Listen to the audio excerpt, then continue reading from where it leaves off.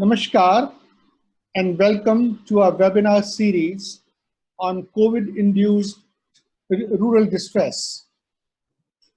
Today's webinar is the fourth in the series and will focus on preparing to protect flood-affected people from COVID-19. My name is Vinay Kumar and I'm from TRIF.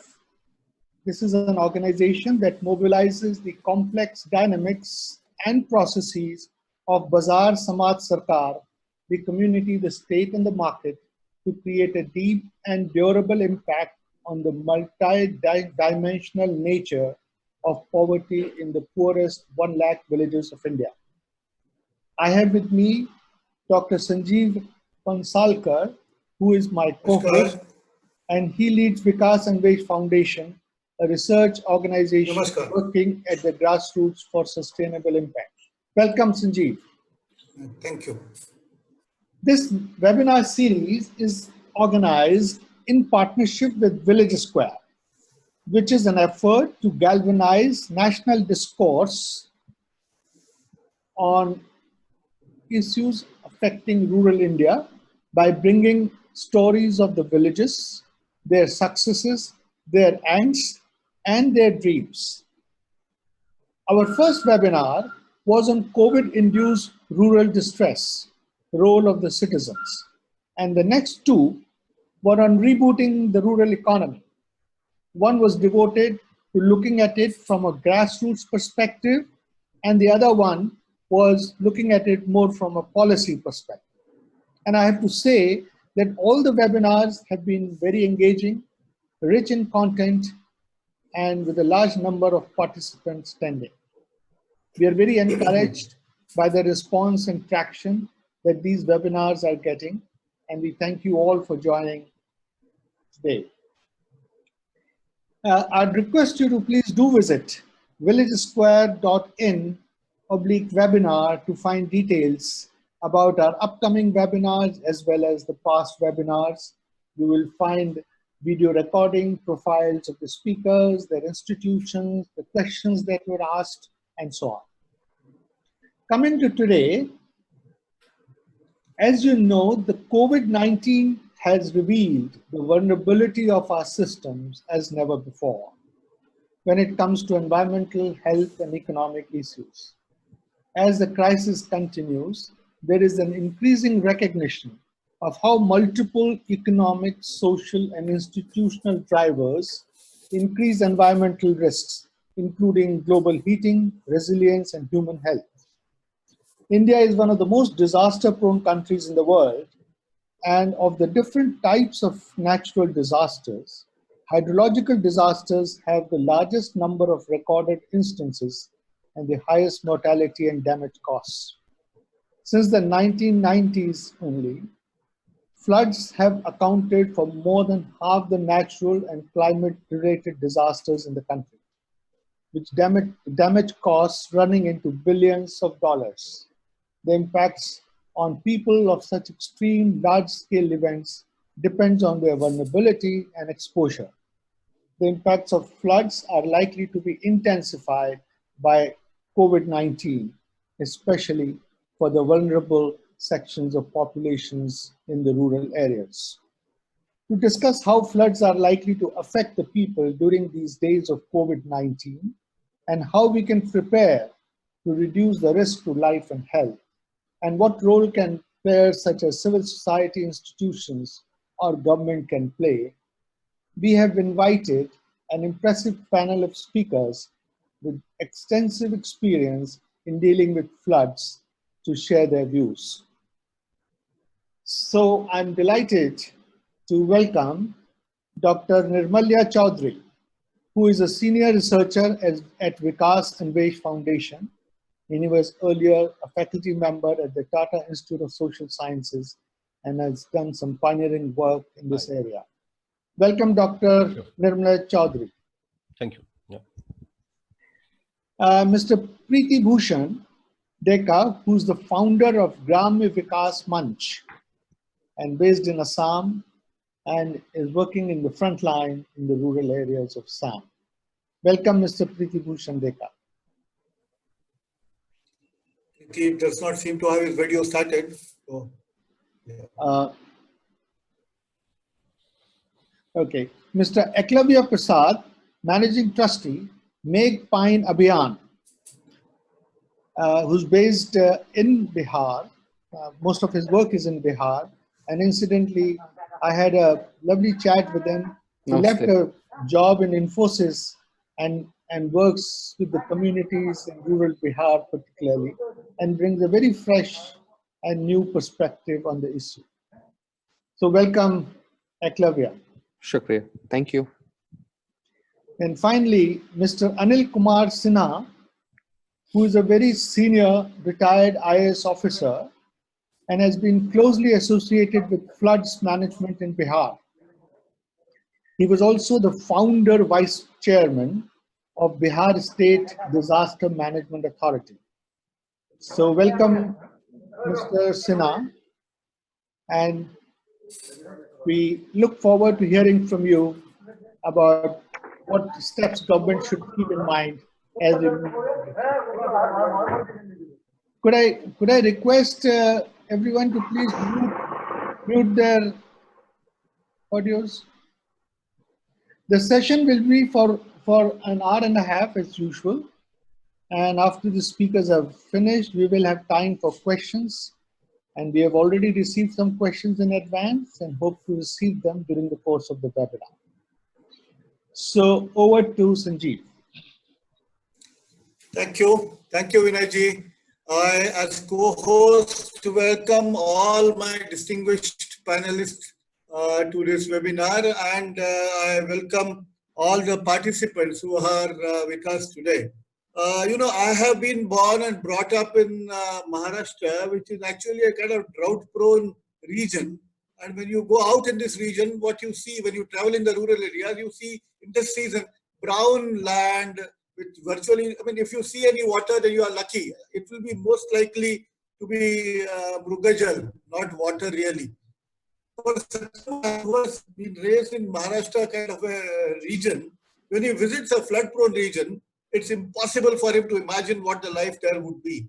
Miles and miles of water in which people have to live, when they have to trudge. And in our dry regions, the concept of flood is when excess rain occurs, the river rushes. And the rushing water is what we mean by flood. But in many of these flood-prone areas in the Gangetic and Brahmaputra basin, flood is essentially sailab, water which just stays there for days and days, and in some places months and months. And when floods hit, people have to leave their homes and go live at whatever high points of the landscape they can find. Sometimes the river embankments, sometimes the railway lines, the higher railway lines or the streets, or sometimes if there is a kind of a hillock on that hillock or a high building or something like that. And then there they stay in densely packed kind of conditions because there is virtually no other space where they can go. So here now, the combination of floods and COVID could probably be very, very disastrous. Now, I am not inviting these two combinations to happen. I am only saying that, look, these are likely. Because as every good monsoon, we come to know that many of these flood-prone areas do get flooded. In a district like Khagaria, which is the kind of epitome of flood-prone India, so to say, virtually every possible square inch of land gets covered with water virtually every monsoon. And the same thing in a region like Dhubri, Mankachar, those areas of Assam. So these are perennially flood-prone areas. In the same thing in Barak Valley, and Nirmalya will be telling you more about it in Hilahandi or Karimganj or those areas, perennially flood-prone areas. The main cause of the flood would be, from high altitude of the Himalayas, these rivers come rushing, and suddenly you have vast plains, and the river beds are getting filled up with silt that gets deposited, so water just spreads around. And there's one point that one might like to ask to oneself is that in last so many decades, the attention has probably been on post-flood relief,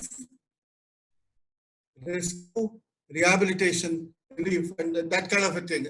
But we haven't really focused on the fourth or the fifth R, which is resilience. And perhaps that's one reason why we continue to have this issue of floods again and again. And now we are told that COVID is not here to stay for quite some time. And if there is a densely populated kind of mass of people staying in one locale, and God forbid, but if COVID enters there, then what's likely to happen? How do you prevent that? That's the kind of nightmarish question that one needs to kind of grapple with, because it's a very, very it's an event within the realms of probability. I don't want to keep talking about. I'll invite first Dr. Nirmalya Chaudhary. As Vinay said, he's an expert in the field of water governance and has done substantial amount of work. And he led a study on flood-prone regions and the development issues in the flood-prone regions a few years back at the Tata Trust. So over to you, Nirmalya. Let's hear from you. What kind of panorama you build about flood-prone regions and what issues do you see there? Thank you. Thank you, Sanjiv sir. What I will focus on is basically to give you a broad picture, setting up in some sense the broad context, and also highlight some 3 or 4 issues that comes to my mind, which are in that sense regional. They are pan-regional in that way, although action might be required at a local level. And I don't have they're presented more like questions rather than specific suggestions. Now, the fact is, yes, you are right. While in most parts of the country, the major policy focus in the coming months would be to ensure that the Kharif season remains as productive as possible, the rural economy kickstarts. Even while we are in the middle of the COVID crisis, the monsoon with it brings a distinct set of hazards, which coupled with the existing economic and health risks that COVID brings in could possibly multiply the risk on the people who are then exposed to such overlapping hazards. But that then takes us to understanding what overlapping hazards am I talking about, and who are those who would be exposed to such overlapping hazards. Because in some sense, the risk that they will face is an outcome of the exposure to those hazards and the vulnerability that they otherwise suffer from. So when I say distinct set of hazard, I essentially mean floods here, as the title of the talk rightly, very clearly kinds of states. Floods as an hazard routinely affect the life and livelihoods in some of the other parts of the country. So if one looks into the time series data that Central Water Commission kind of maintains between 1953 and say 2016, a total of some 460 million hectares have been affected by floods. On an average, around 7 million hectares every year gets affected by flood. Now, these large figures are not equally or very uniformly distributed, because around 60% of these figures that I am quoting are only located over a contiguous geography, the geography which starts from, let's say, central or eastern UP, and the easternmost part of this geography would be the Barak areas in South Assam, essentially covering the Ganga and the Brahmaputra river basin. By the way, while this area kind of counts around 60% of the total affected areas in the country, the region itself is only 16 to 20% of the total area of the country. So 16 to 20% of the total area, but 60% of the total area that gets affected by floods. Also, in terms of affected population, again, you can see how disproportionate it is. While population-wise, this area would be somewhere between 34 to 35% of the total population in the country. Total population which gets affected here in the country, out of that, around more than 50%, and this has remained consistent over this last 60, 70 years, comes from this particular region. And hence, this region which is exposed to floods every year is often termed as the recurrent flood-prone area. This is what I call as recurrent flood-prone area. But while we talk about floods, it's essential to understand that floods also kind of covers up that multiple water hazards that kind of affect various areas within this large geography. And when I say multiple water hazard, I essentially mean flash flood, which is a large volume of water passing through a short period of time, difficult to predict and causing immense destruction. And then there are riverine floods, where water gradually spreads, topples the channels, and what you call as what Sanjiv sir called as the Sailab kind of flood. But apart from this, there are two kind of hazards that affect this region and has implications. One is, given the topography of this particular region, there is a kind of a perennial drainage problem that exists in this area, and hence substantial chunk of this geography, I will not be able to tell you exactly how much, but a substantial chunk actually suffers from waterlogging problem, which has implication then on the agri-based livelihoods in the region. And the fourth, that is a kind of a pan-region problem and often remains very kind of marginal in our policy discourse, but nevertheless seen across the length and the breadth of the area, is riverbank erosion. Riverbank erosion, you find it in the as west as say river Ghagra and as east as river Barak. It's kind of it exists everywhere. And I'll touch upon some of these hazards and their implication. Now, setting this larger context, the question then comes is, what kind of adversities do these hazards anyway bring, and how does COVID risk then overlaps with them and result in a kind of multiple risk scenario? The simple answer is that there are multiple adversities anyway associated with floods. This comes from our past studies where we have kind of studied over more than 100 villages. Two of my co-panelists here, Eklavya and Prithibhusan, has been partner in some of these studies. Some of the students from Tata Institute of Social Sciences have also kind of contributed to understanding how this life and livelihoods of people residing in this area kind of gets affected from floods. I will focus on 4 key issues here in my talk. One is, first and foremost, as Sanjiv sir kind of indicated initially, floods essentially results in, if floods come and if people have to leave because their homestead gets inundated, then they essentially go to higher elevation. Where do they go? They would go to a school, a government building, a railway track. If there are flood shelters, then they will go to the flood shelters or elevated platform. Usually people, women, men, children with very basic amenities and livestock would be crammed together over a very small space in such relief camps. And the hygiene in these temporary shelters would usually be very poor, with limited access to safe water and sanitation.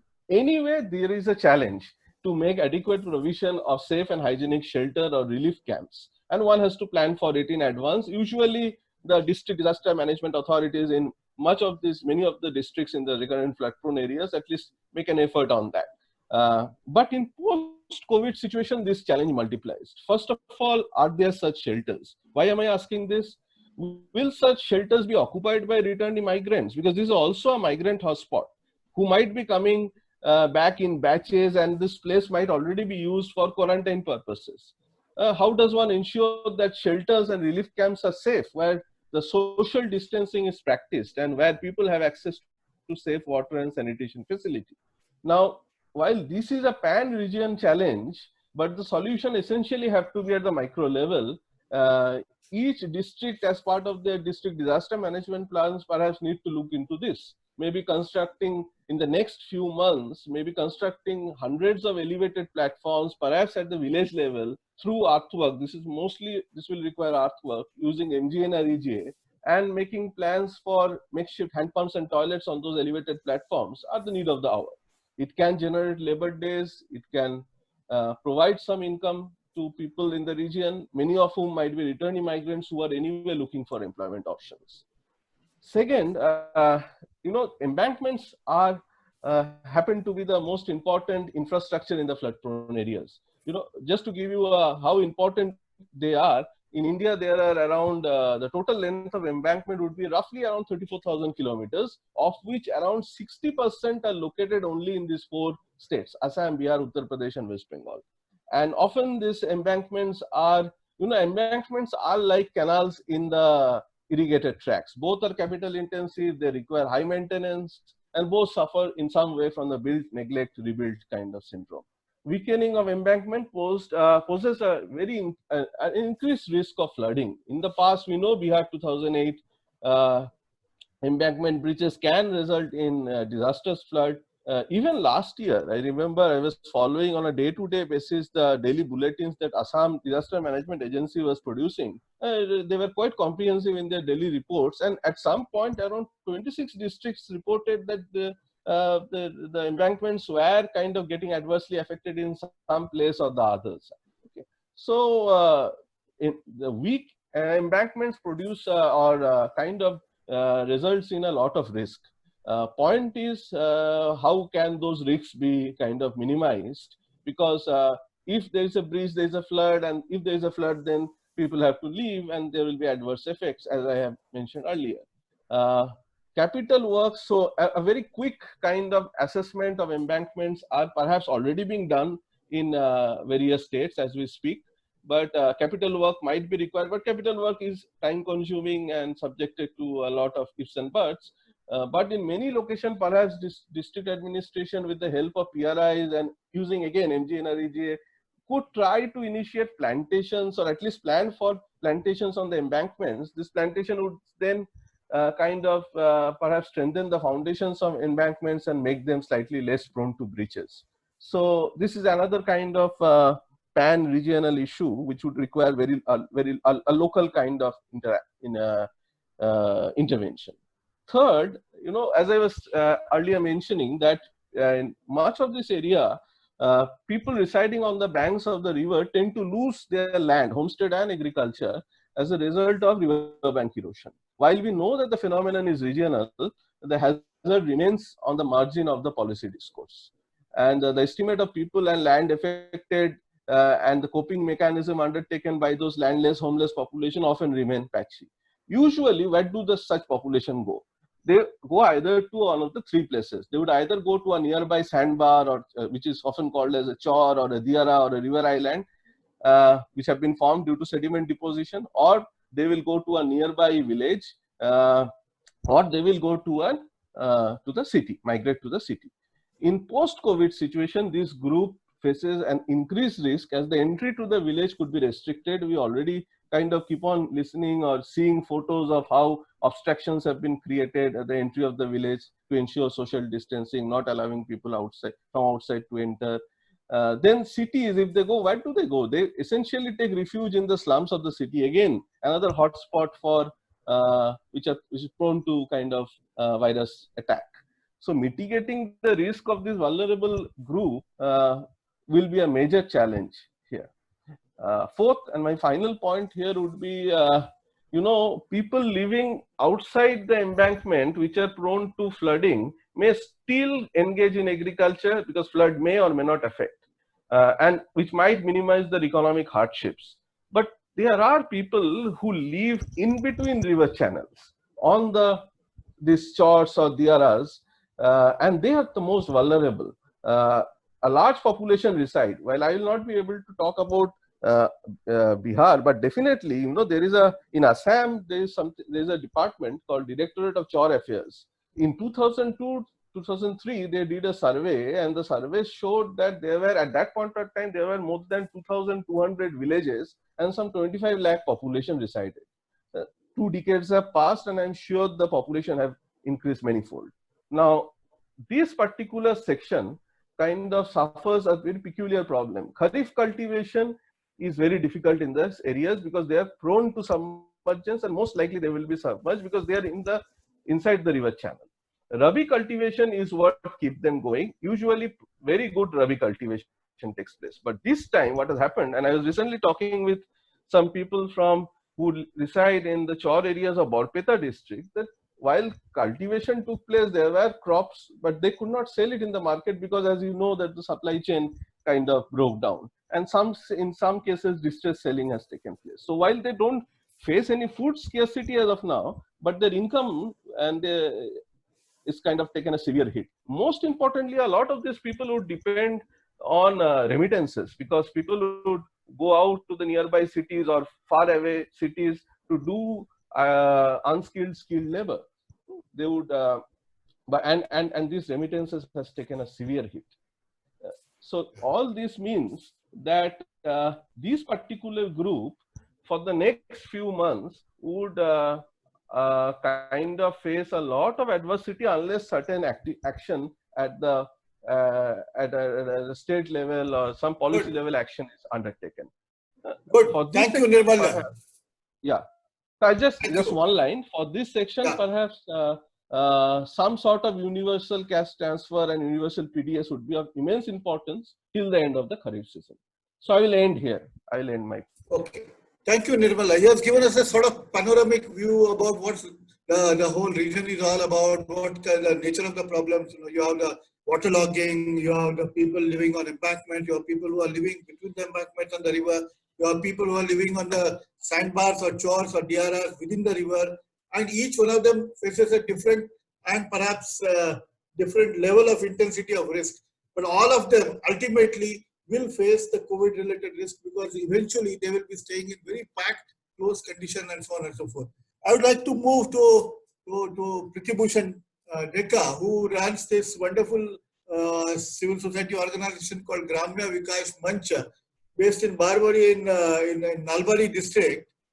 They have been specializing in relief, rescue, rehabilitation of the flood-affected people. And they were chosen actually by several international agencies for disaster risk reduction kind of programs in the whole of Nalbari and Baksa district, right up to the border of Bhutan. And they live very close to this river called Pagladia, which is very prone to flash floods because it travels as a very short distance from the Bhutan hills till it meets the Brahmaputra river near Gogabil and so on. So he is an expert in the field of how to save people from disasters of flood. And they have been working in this. So Preeti, the question to you is, and you can of course elaborate on whatever you are doing, but the question is, how do you see COVID impacting your preparations, and how do you propose to integrate the COVID-related preparations and precautions in your relief and rescue plans? Over to you, Preeti.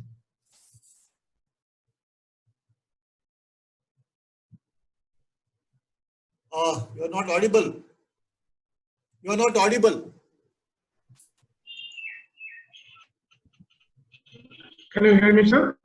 Yes. Please go ahead now. Hello? Yeah. Yes, please go ahead. Sir, we have been working in flood-like situations since last 20 years, and this time a different kind of situation we are visualizing. And earlier, community response was very much strong in responding to flood victims.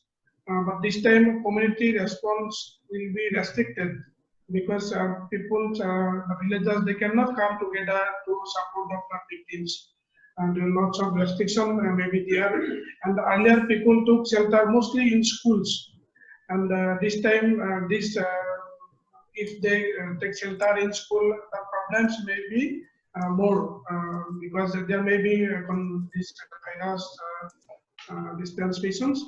And there are lots of support from the neighboring villages were there, but this time we think that the supports will be very much less. And based on that, I think there may be different type of action plan, and the district disaster management plan up to village level we have to redesign, because in the earlier contingency plan at village level there was no such situation was visualized. And since this type of situation is arising, and the district administration will have to redesign the contingent plan up to village level, and the peoples are not aware about the situation and how to tackle the situation, how to face those issues. So reorientation of the villagers about the coming challenges and issues is required. It's very urgent. And because people have no experience on how to face their coming challenges. And I think in all district administration should initiate some reorientation program to address the issues in the coming monsoon or season. And in our area, particularly in our district and in the Lower Brahmaputra Valley, people they hesitate to go to shelter till the last minute. And I think district administration will have to take precaution that people should leave their village earlier as much as possible. And for that, this early warning system will have to strengthen. Early warning system in each village will have to reach at least before 24 hours so that people can go to the safe place. Again, in the shelter, the minimum maximum 10 persons shelter may be arranged. Because if there is any COVID positive patient within a 10 group of people, then others, the precaution may be taken. So small groups shelter, there is need in every village, in the most vulnerable villages. And the concept of community kitchen with all protocol safety measures for the coming situation is required. And medical facility, because medical facility, this will be a more challenge in the coming time. Earlier, lots of hospitals and the paramedical staff, they were worked in the past situation, but right now they are the frontline worker in the current context. So how this problem will be tackled, this address is an issue. And redesign of contingency plan is one of the things, and train volunteers at every village. Volunteers force is required to support the victims and to support the casualties and all this, provide the necessary food and other things. So focusing the present context, volunteers group should be trained. I think if such action can be taken in the present context, the risks may be reduced in the coming days. Okay. How does, Gramya Vikash Mancha itself is planning any action in this direction, Prithibhusan? Yeah, we have already started some relief operation targeting around 12,000 families, and around 100 volunteers we have deployed in the program. And we have already started orientation program in the coming days. How people will challenge at village level. Already we have started some awareness program. Okay. At district level also, we have also requested the district authority to focus on the coming days, because our district will be affected. How they redesign the contingency plan, we are discussing it. Okay, Vinay ji, you wanted to? Yeah. I just want to say that I think it will be good if people write their questions, start writing their question and answer box which is there. So we will try to take up those questions towards the end. Yeah. Okay.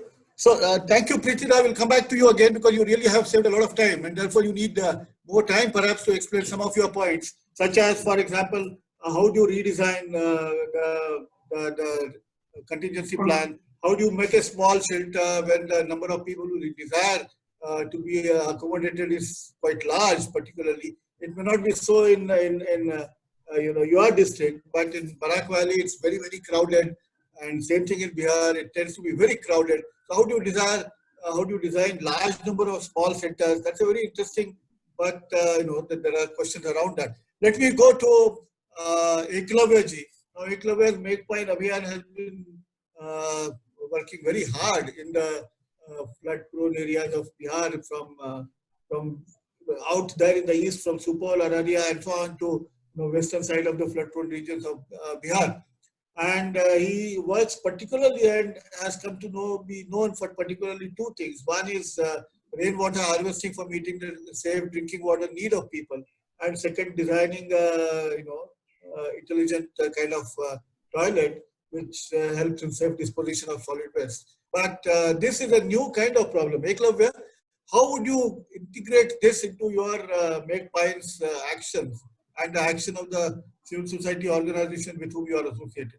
Over to you, Eklavya.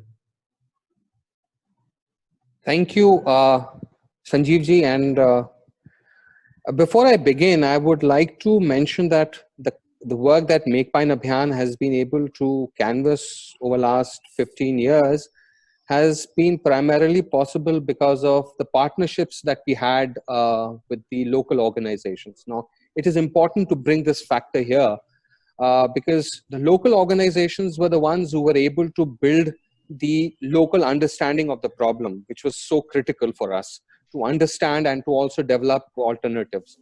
And so from Supol, we had Gramashil. From Saharsa, we had Kosi Seva Sadan. From Khagadia, we had Samta. From Madhubani, we had Gogadia, Prakhand Swaraj, Vikas Sangh, and Paschim Champaran, we had Water Action. So all these 5 organizations actually helped us to build the entire narrative about what are the ways in which we should be looking at floods. And we started talking about alternative approaches to water and sanitation, drinking water and sanitation, from about 2006, 2007. Now, having said that, and coming back to your question, sir, before I actually get into answering the specifics, I would like to just build in a kind of give you a perspective of the region that I'm trying to talk about. And this is North Bihar, where almost about 18 districts are flood prone. The estimated population density is somewhere around 1294 persons per square kilometer. And we are talking about almost about 65.5 million people. Now, it is important to bring this figures here, because earlier we used to just deal with floods per se. And as Pritida did mention, and also Nirmalya, about the eastern part of the region actually manifesting the flood. If you have to understand flood, we have to move to the eastern part of the country. So if we are looking at a dense population, if we are looking at an area which has estimated a high population density, then with the coming in of COVID, things have to be seen differently. Now, I'll give you an example here in terms of what do I mean that things have to be seen differently.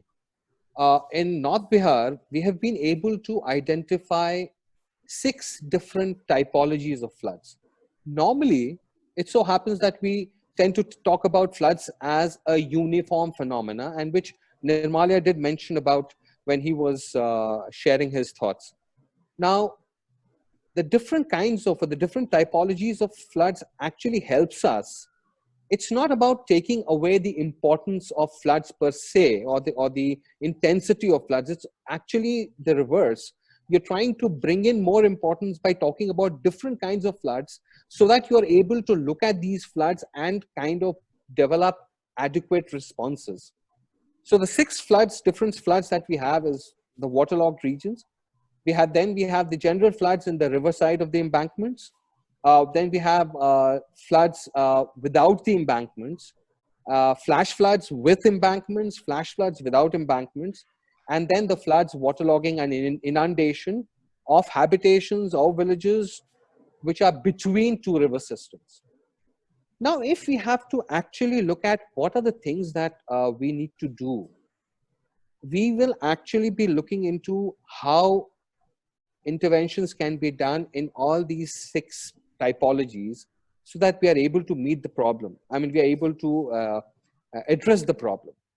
A particular kind of a solution, taking one solution and taking it to all the 6 typologies is not going to work. And it has not worked earlier as well. Even the alternatives that we develop, for us to look into these 6 typologies has become essential. So this is a non-negotiable. We have, in order to intervene, whether it's in terms of drinking water, whether it's in terms of toilets, whether it's in terms of shelters, whether it's in terms of access to health facilities, education, etc., etc. This is the basic. Now, if I have to compare this with the notification that the Ministry of Home Affairs had issued yesterday, they have also categorized the COVID phenomena in India in terms of 3 different verticals. And they are actually developing the whole strategy according to it. So if that is happening, it is essential that we start looking into floods with the verticals that exists. And then we have to converge the 2, the one that has been developed for COVID and the ones that exists at the district level with regard to the typologies. Now, given the fact that we have been largely working on the issue of drinking water and sanitation, and when we talk about drinking water and sanitation, we have been talking about alternatives. Now, alternatives in terms of developing systems that people on their own can develop and use, rather than being dependent on external factors. And that is precisely the reason why we developed the whole concept of temporary rainwater harvesting. Now, the temporary rainwater harvesting provides people with the facility of harvesting rain, definitely with extremely strict do's and don'ts, and to access it while they are displaced or they are marooned. Now, that is primarily a kind of an intervention that also empowers people to look at a problem and also to have a solution on their own rather than being dependent. And this is the most decentralized way of accessing safe water. There are precautions that people have to adopt so that they are able to ensure that the water that has been the rainwater that has been harvested is pure, is unadulterated.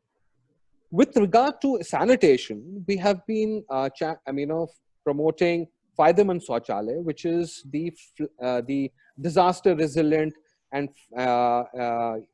form of ecological sanitation. And we have done different varieties of or types of Faydaman Shauchalayas, from mobile to semi-mobile to semi-permanent to permanent. And all of this has been tried with the partners along the 5 districts that I mentioned earlier. So now is the time again to go back and start talking about these 6 verticals, look at the needs as far as drinking water is concerned during that period, and also look into what are the ways, because I saw someone had mentioned, there was a question about the solid waste management and disposal.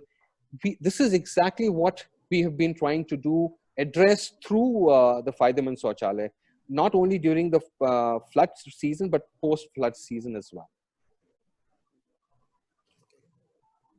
Yeah, and any specific comment about how would your efforts this year, your group's efforts this year be calibrated to face the challenge of COVID?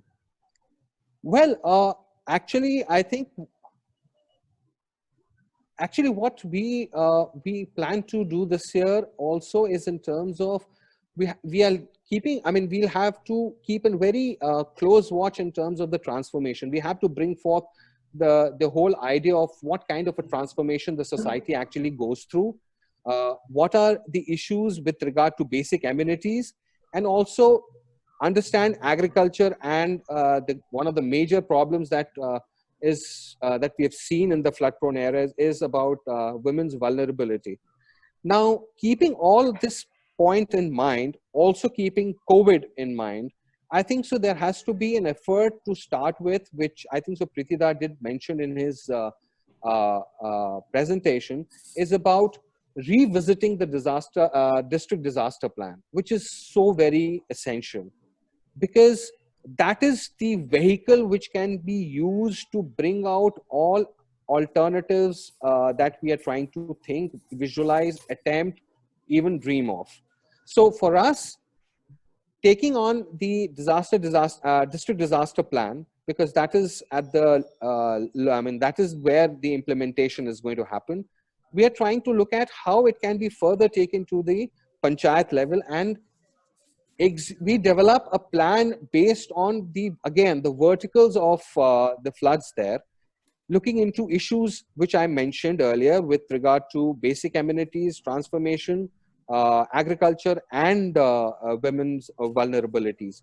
Once we have that, I am sure that we are going to come up with very specific interventions with regard to the verticals that have been identified in North Bihar, and also to look at how different they are, because that is what is important for us to even promote, even talk about, as to how same concepts, same interventions are actually different across these 6 verticals. And I think so as far as Megh Pyne Abhiyan is concerned, we will be working a lot this time to keep highlighting the benefits of why we should be indulging with the verticals as regards with regards to the typologies. Okay, thank you. Eklavya, while I shift to invite Mr. Anil Sinha, I would suggest you go through the questions and answers questions that are posed. Okay. Some questions are posed specifically to you, and when we come back to you, maybe you could respond to some of them. Yes, sure. Vinay, you were saying something. No, I was just, now you've said that, but there was a question which relates to solid waste management. You talked about, one part of it. There's another part that's saying, there's a question which says that, these masks and sanitizers will also create some kind of solid waste. and they might also be carriers of infection. So would you have any suggestions as to how, they could be, how one should deal with that? Yeah, okay. So we'll come back to these questions. I'm sure these are fairly common questions across the regions. May I invite Mr. Anil Sinha? He is a very seasoned person and he has been the founding vice chairman of the Bihar State Disaster Management Authority.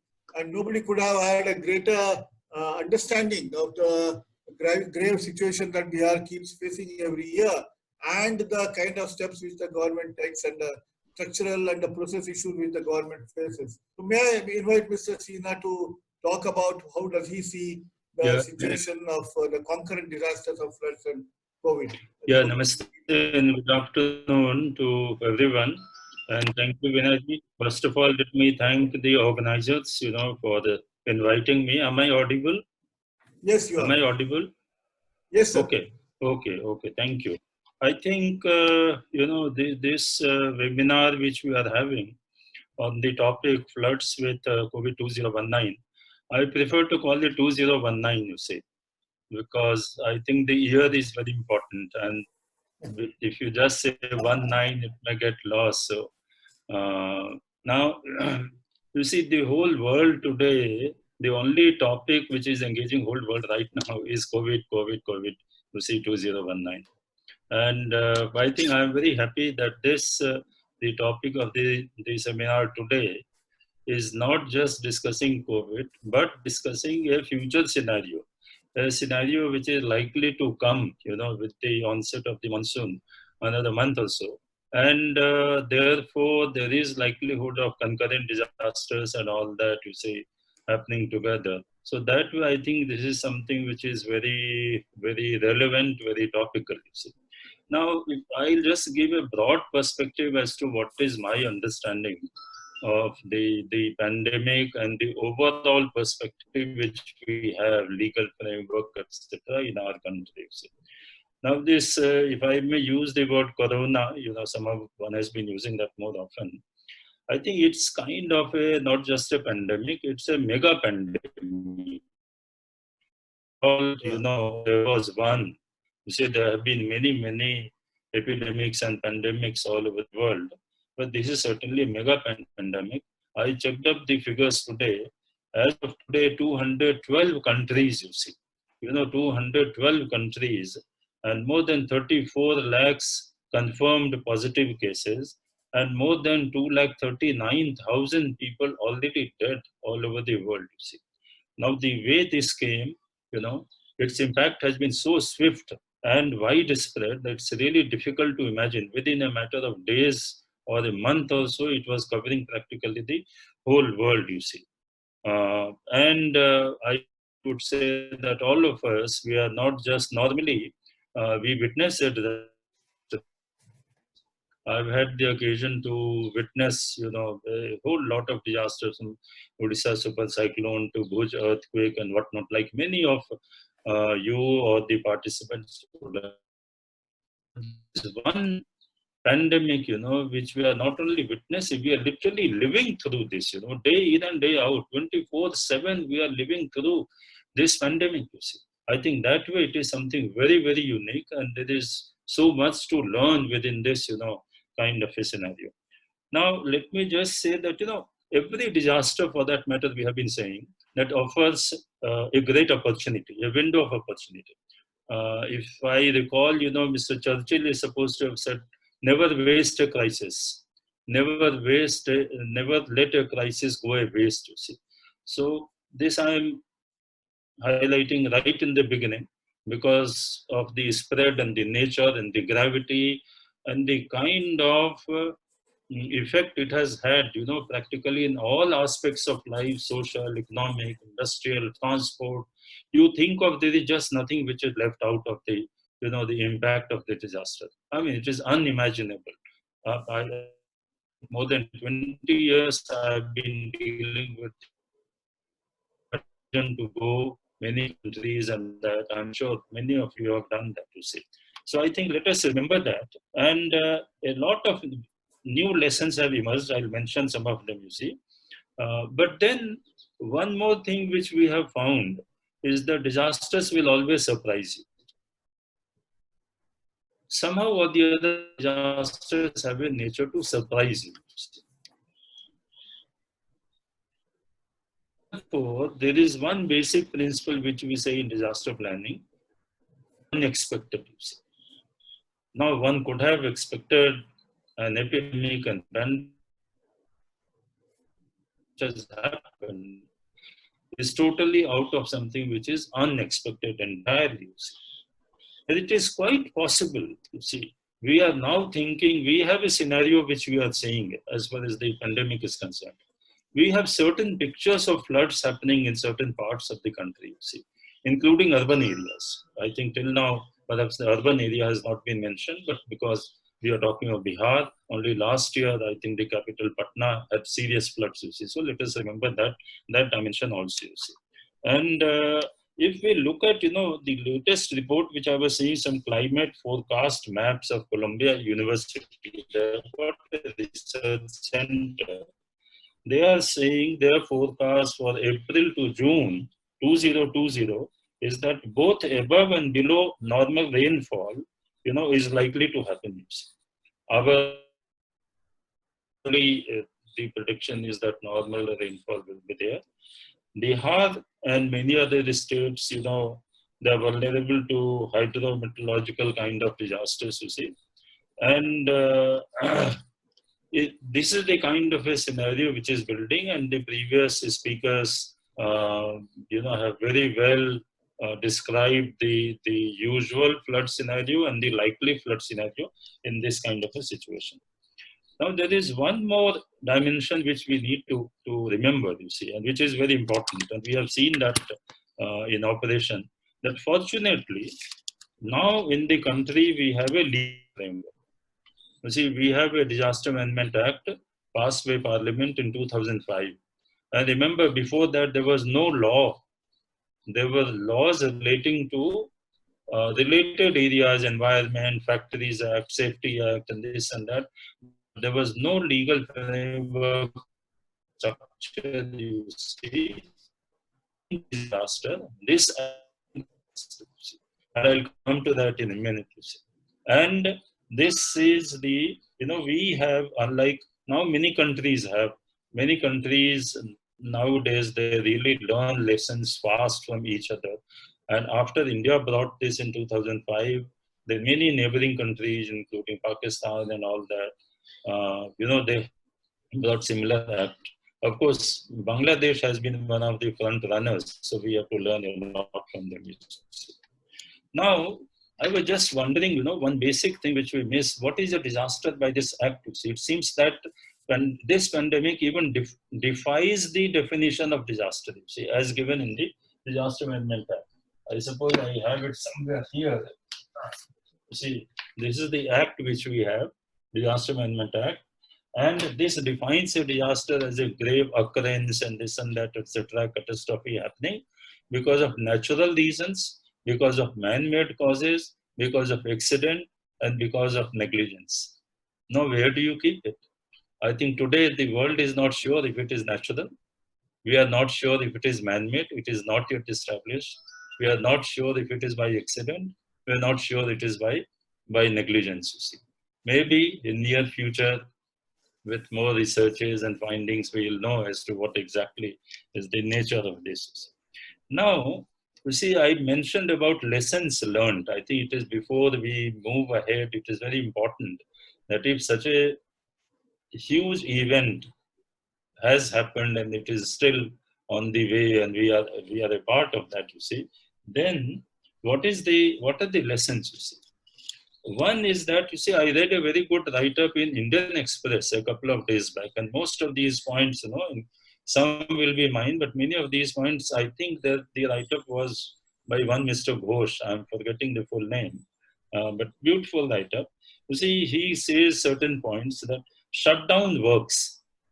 Apparently, shutdown has led to some positive results, you see, in many countries, including China, and we are also seeing in India. Second is very simple point, and we need to take note of that, is that hygiene helps, you see. we Indians have been talking of hygiene always, you see, but then now this demonstrates that hygiene helps. Then the focus always pays, you see. If you focus on something, that pays, you see. We focused on in 60s on green revolution, food security, etc. Then polio, you know, eradication, all that. So therefore, if what we should do shouldn't be too little, too late, and too thin. The message is that we need to focus, not too late, not too little, and not too thin. You see, because then the results are not there, and you are bound to more or less fail. You see. Then one of the realizations that perhaps we do not need much to live. You see, we have been living with lockdowns, and so many of our activities are closed, and yet we have been living a practically happy life. You see, on the Maslow's scale, I suppose a lot of our needs are still being met. You see. Now, commuting is possible, you see, and we are doing that. We are literally into that. You see, the other important point is that our health and medical facilities are limited, at least in our country. And whichever countries thought that they are most advanced, they have also found out and discovered the tremendous and acute limitations of their own health infrastructure, you see. But then in India, like in some other countries, we have also discovered that there are huge reserves within the society. You know, hundreds and thousands of people, you know, have come, you know, and joined these efforts. So that is very, very important to say. Now, of course, one major lesson is that we have been living beyond planet's boundaries. So we have to find out solutions which take care of the economy along with the ecology. You see, there has to be a balance between the two, between the life and the livelihood. Jaan hai to jahan hai. That is what the Prime Minister said in the beginning. But later on, he said that jaan bhi or jahan bhi, you see, because both of them are equally important. So I think that is another very, very important thing you see. So people first or economy first, I think that debate has gone on and a lot of, but I think that's a fake kind of a choice. Both are important and we need to attend to that. And finally, many more lessons, I think these are important to see. Now coming to the whole dimension of flood, let me take just another 2-3 minutes, you see. It is certain that the existing corona situation will exacerbate the flood and the multi-hazard risk which exist in most parts of our country. See, corona will only exacerbate, you see. Our early warning and weather observing capacities, you see, are there. They do exist. But I suppose ground-based observing networks, etc., will have to be strengthened. There is time to take a look at that and really, you know, strengthen them. See. Now, when we talk of this flood situation, there are going to be certain dilemmas. There are going to be certain very difficult choices which have been mentioned by our other eminent speakers, you see. Whether you stay at home, can you stay at home, or you move to the flood shelters, and how safe are the flood shelters going to be? In normal situation itself, you know, flood shelters pose a lot of challenges, you see. Is to be maintained, and when masks are required, and etc., all these kinds of things. So that is going to be a big challenge and a great deal of dilemma, you see. So whether we risk late evacuations from the villages or the areas which are going to be flooded, and then early return, you see, these are again very difficult choices. In disaster management and recovery, we always talk of, you know, dilemmas and the difficult choices we face. So I'm just mentioning a couple of these, you see. Now, and then finally, the vulnerable sections, you see. The women, the children, malnourished, elderly people, sick people, etc., etc. I think their needs, even in corona, people above 60, above 65, the statistics say that they are much more vulnerable, you know, that kind of a thing. Alternative shelter spaces are limited. You see, I think Pritida and Nirmalya and I think everyone has mentioned about that, you see. So how are we going to find out alternative shelters? Also trying to be creative and innovative, like railways. They provided a whole lot of, the railway coaches as isolation chambers and quarantine and things like that, you see. So I think at this time, we will need to redesign the dissemination of early warning systems in the villages. And the information should be trustworthy, greater use of technology. Many of the apps, etc., have come, and I think we have to educate public and the community to really use that, you say. And the health system, somehow or the other, which is so critical for corona and also going to be critical for flood affected people and the water related, diseases, infections, and all that, is already stressed, and they are going to be over stressed, you see. Now, how do we take care of that, you see? That is, very important. So given all these things, I think what will be required is to really, for the, starting from national level, National Disaster Management Authority, to State Disaster Management Authority, to District Disaster Management Authority, to create and develop and project worst case scenarios, you see. You can't work on or plan on anything less than that, you see. If only we had planned for this kind of a pandemic, maybe our whole response would have been better. But there was practically no planning, you see. So I think that will hold the key as to how far we are going to be really successful, you see. So maybe I will, stop at this stage. I've already taken 10 minutes or more than that. And there are certain other points with which I'll come back later. Thank you so much. Right, sir. Thank you so much. Thank you, Mr. Sinha. It was wonderful to listen to you. There are some common issues that have come up. The recurrent issue that seems to come up is how to redesign the district and district disaster management responses, and how do you decentralize them so that they become implementable.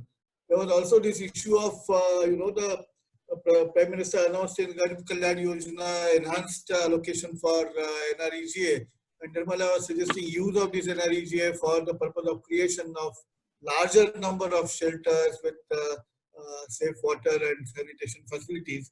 So this whole business of decentralized disaster management responses at district level.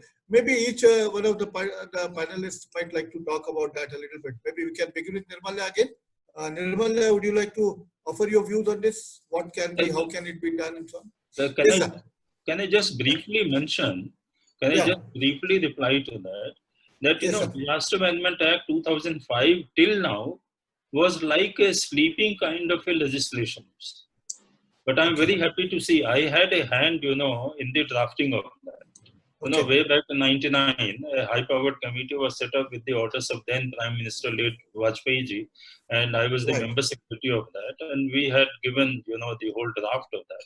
So I'm very happy that way, you see. I'm not happy that, Corona is there and therefore, but then you would have seen that every order which has been issued by, starting with the first lockdown to the successive orders by the Home Secretary, they have invoked various sections of the Disaster Management Act. And even the directions which have been given to all these states, requisition of hotels which have been done, for creating these special wards and all that, etc. They have all been done, under the Disaster Management Act. Epidemics Act is also invoked, but Disaster Management Act has been invoked many times. And the most important part of the Disaster Management Act is the creation of the District Disaster Management Authority at the district level. Every district level where the DM chairs it, and the chairperson of the Jila Parishad is the co-chair. So that's very important. The civil society is also taken into, on board. Now, as you said, I think the district disaster management plans we have been in Bihar, where I worked for last more than 6 years, we have been talking of multi-hazard district disaster management plan. And we said that, the time has gone when we used to plan for a mono hazard or mono disaster like flood plan or earthquake plan, etc., etc.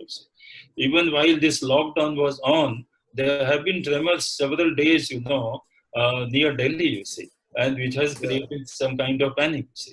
So multi-hazard disaster planning is a concept which is already being practiced. I think what every district magistrate has to do and the district administration is to reactivate, revive. They are doing it, you see, I know.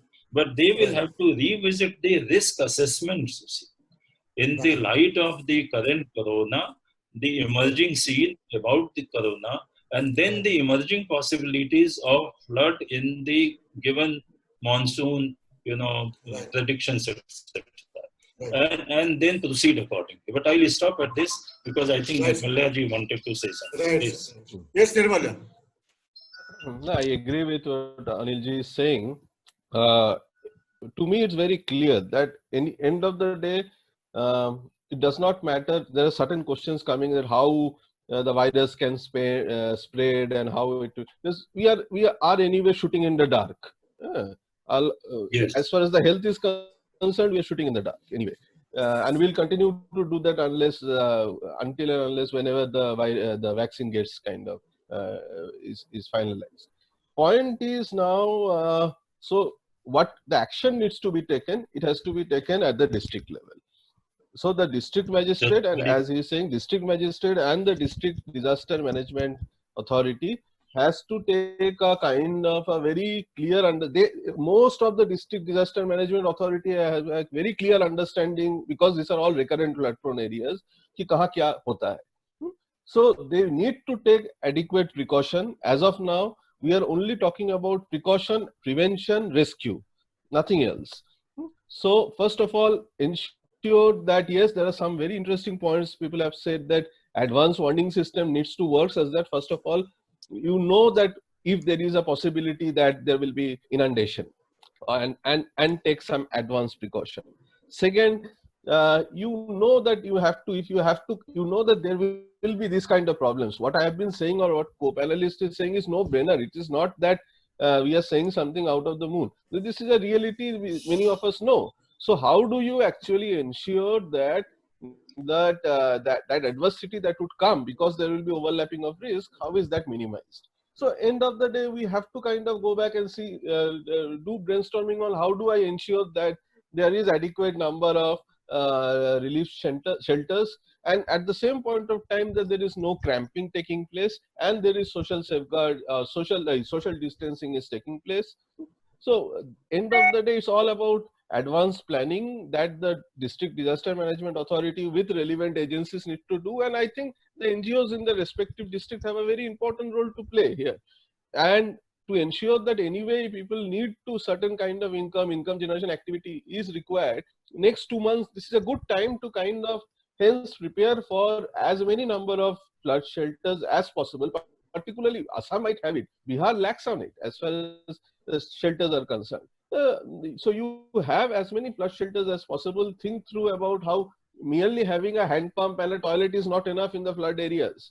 That also we have seen, and that's where Eklavya's eco-sanitation also fits in very well, because you need anyway you need elevated hand pumps, you need elevated toilets. Until unless you have those, you will the people will continue to remain vulnerable. So how do you kind of quickly in next 2 months with civil society interaction, with people's participation, using government money, how do you build it to kind of ensure that even if the hazard actually takes place, that has very limited kind of implication on the human life. Right. Thank you. Eklavya, would you like to offer some comments on the feasibility and the challenges in going through a decentralized disaster management response system? Yes, I would begin by saying that, recently, I think so it was in Odisha, there was a historic move where the chief minister had devolved the power and, had given sarpanches the power of the district magistrate.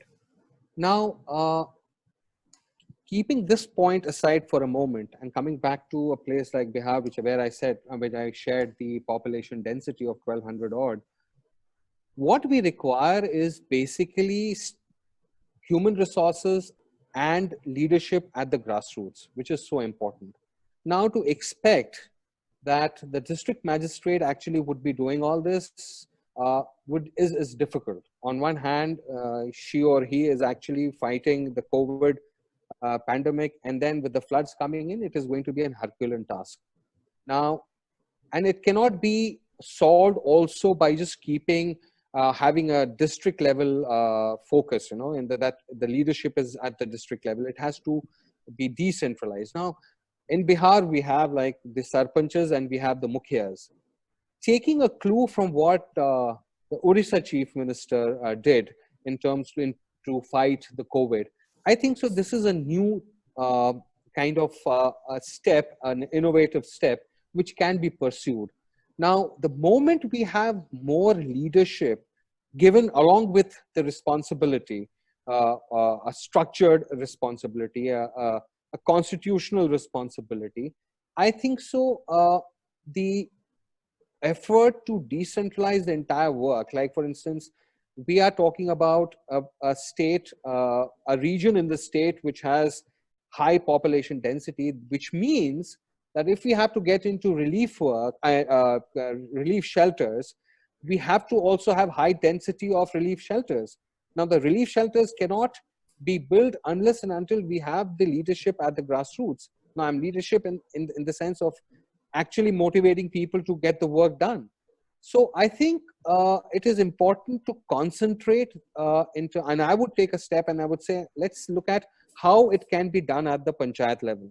And what are the measures that need to be taken at the panchayat level to demonstrate the new opportunity that we have been that we are confronting at the moment to deal with floods on one hand and to deal with COVID on the other.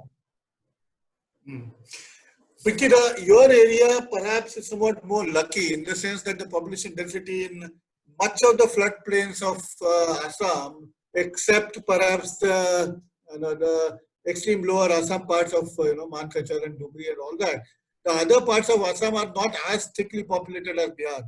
Yet, I think your concept that flood shelter occupying or accommodating no more than 10%. How feasible is that? Is land and so on available there? Is it possible to do that? And can that be done with the help of NREGA? What's your thought on that? Vijira? In our area, almost in every village, we have a public pond. And there are some public reserve area. And if under MGNREGA, if the investment, if the government do investment in creating one asset, it will give 3 assets. Suppose if we're going to create a pond, the banks can be used as shelter. Again, it can be used as storage for grains or market shed in the normal time. So one investment can give 3 assets to the community. So all the development activities, especially under MGNREGA, should focus, should keep in mind the present scenario. The future may be very more dangerous situation because again our area is under zone 5, earthquake zone 5. So if the development approach of development activities focus the present scenario, then I think the lots of challenges or issues can be addressed in future. Okay. There was this mention about migrant labor returning and Bihar flood-prone areas particularly being highly and being among the biggest source areas for migrant labor, whom now would be returning. And the same case with Assam, because a lot of migrant labor from Assam is also going back. Now they're coming back. Nirmalya was hinting that they might be occupying the flood shelters as quarantine centers and so on and so forth. So how do you see the how shall I say, the coming 3-4 months of integrating the migrants back into the system, because the poor fellows who have already suffered a traumatic experience in the city that are coming back under very different conditions, perhaps very difficult travel conditions and so on, and they come back to face a potential disaster. So how does one look at this issue of migrant, integrating them into society, ensuring that the youthful energies are channelized properly, are devoted for, and that they themselves find a meaningful livelihood in the event of floods? Any comments on that? Yeah. Anybody could. From our state, around 4.32 lakhs migrants laborers, they are still in outside the state, and but they cannot be accommodated under Abhiyan because the time is not good. Already monsoon has started. So in our state, during monsoon, generally the Abhiyan works remain stopped. So it will be very challenging how we can accommodate them. Okay. Eklavya, you were saying something. Yes. Here, I would say that, recently we actually had an interaction with villages across 4-5 districts in North Bihar, just to gather as to what they are going through and also to understand their perspective about COVID-19. Now, I think so when we talk about integration, there is an impediment, and the impediment is in form of the individual interpretation of COVID. And somehow that is going to be one of the biggest challenges in terms of integrating the migrant workers who are coming back. It's not going to be easy. And I think so there needs to be work in terms of demystifying the corona. And that too before when we have other floods around the corner. So I think so a lot of energy and resources and human resources need to be channelized in order to demystify corona. Otherwise, it's going to be it'll be a kind of a different pandemic that we'll be looking at. Mr. Sinha ji, Nirmalya, do you have any comments about this business of integrating of migrants into the current rural society there? No, I completely agree with what Eklavya is saying. Suddenly, the migrants are no more the ones who would be aspired for within the village. They are suddenly carriers of a deadly disease, and hence they are kind of facing. They would be or they are facing certain kind of challenges even at their village level. At the village level, when they come back, they might face. So of course, I completely agree with what Eklavya said. Unless we kind of demystify this, a lot of kind of ideas about corona, false ideas, and then it will be a problem. Also, apart from the migrants, don't forget, I kind of hinting at that this region kind of throws up local level migrants, which are what we call as environmental migrants or environmental refugees. They are basically losing their land and land resources due to floods or due to erosion. And they tend to kind of move and go from one place to another. Now, in a situation where villages, the entry point of the villages would have 2 bamboos crossed with each other just to stop anybody coming in, how would now where would these migrants go? Because this is unfortunately, the geomorphological phenomenon of the rivers don't know that currently COVID is going on, and hence they don't need to do, hence riverbank erosion needs to stop. So the riverbank erosion will take place anyway. People will anyway lose land this year also. As we speak, there will be some land that is being lost. So where will these people go is something which is a very big kind of question in my mind currently. Okay. And I don't have an answer. Yeah, sure. Sinha sir, Okay. you would like to make some comments? Yeah. Okay. There is Mr. Sinha. Yeah, I think there is need to engage into public education, awareness, and demystifying this whole business of COVID, because what we understand may be entirely different than what they understand in those rural areas. So I think that's very, very important. And I think that also brings us to a point which was mentioned earlier, is the role of the PRIs, the Panchayati Raj institutions, and the urban local bodies also. I'll also emphasize on the urban local bodies. It is not always the district administration. In the urban areas, the municipalities or the municipal bodies, whatever they are, right from metropolitans to the notified area committees, they have a very important role. They have defined roles under the respective apps, you see, and they need to be trained. Their capacities need to be built. That is very important.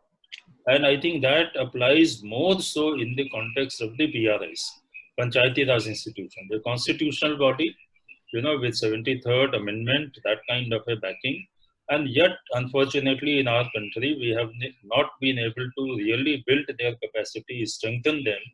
We have loaded them with 29 functions under the Panchayati Raj Act, but we haven't given them the infrastructure and the capacity to really be able to perform all those functions to the best of their ability according to the local, the situation and whatever database, etc., is required, for the decision making. You see. So I think that is very important. The government should use. If Odisha government has done that, I think that's a message which needs to go to the national level also and to all the state governments. Yeah. That this is the time, because Right. no state government, no district administration will be able to reach out to, especially in these populous states like UP, Bihar, Assam, etc. You see. So that's very, very important to see.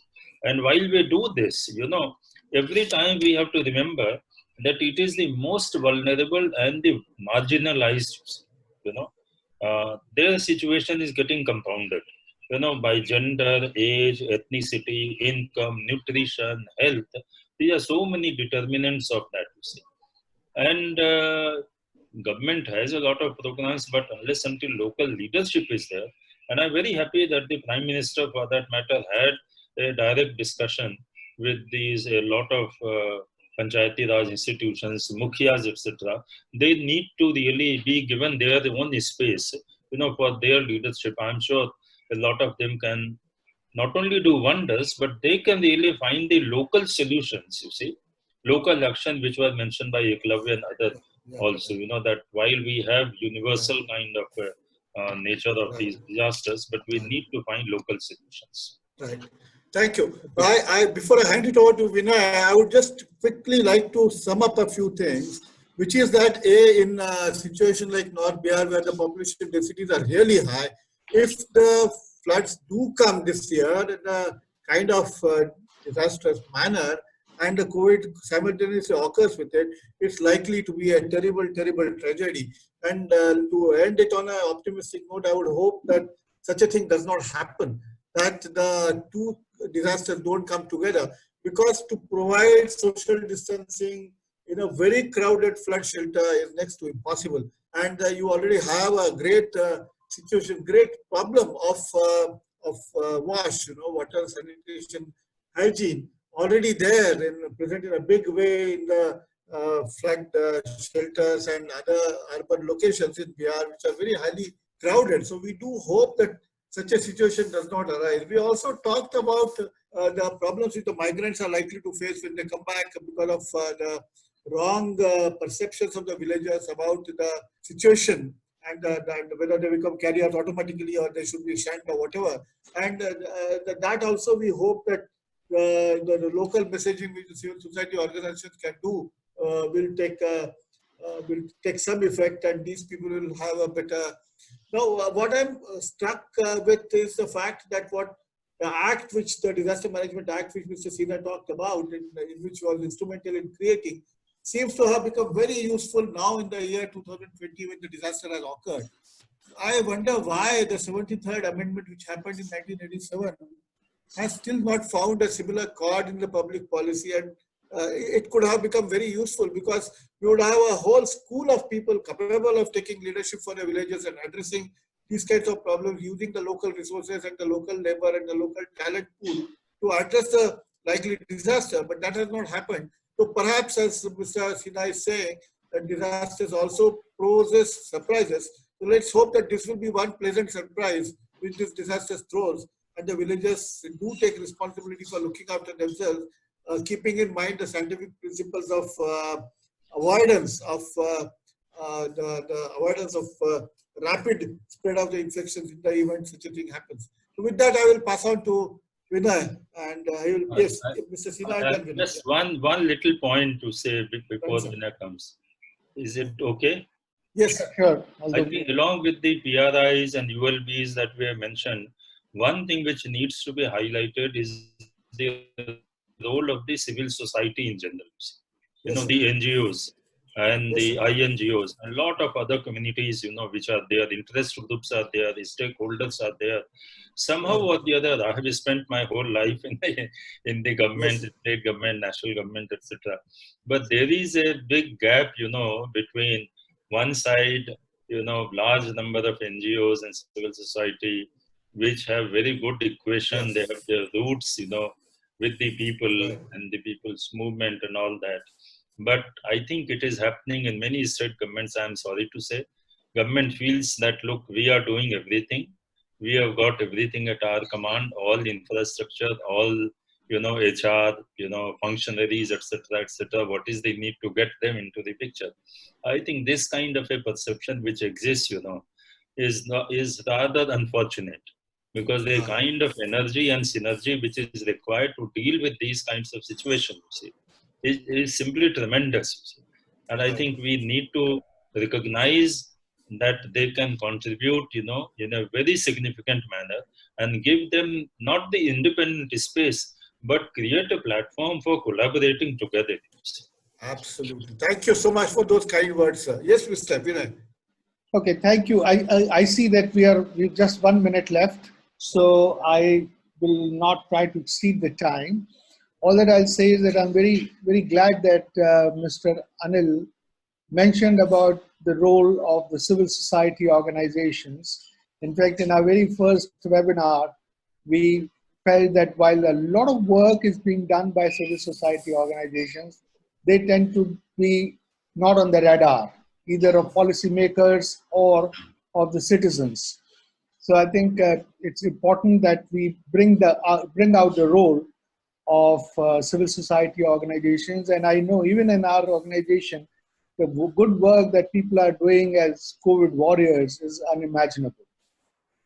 So the other thing I think would be, and the number of questions that have been asked is, I mean, a lot of good, recommendations I think have come in this discussion.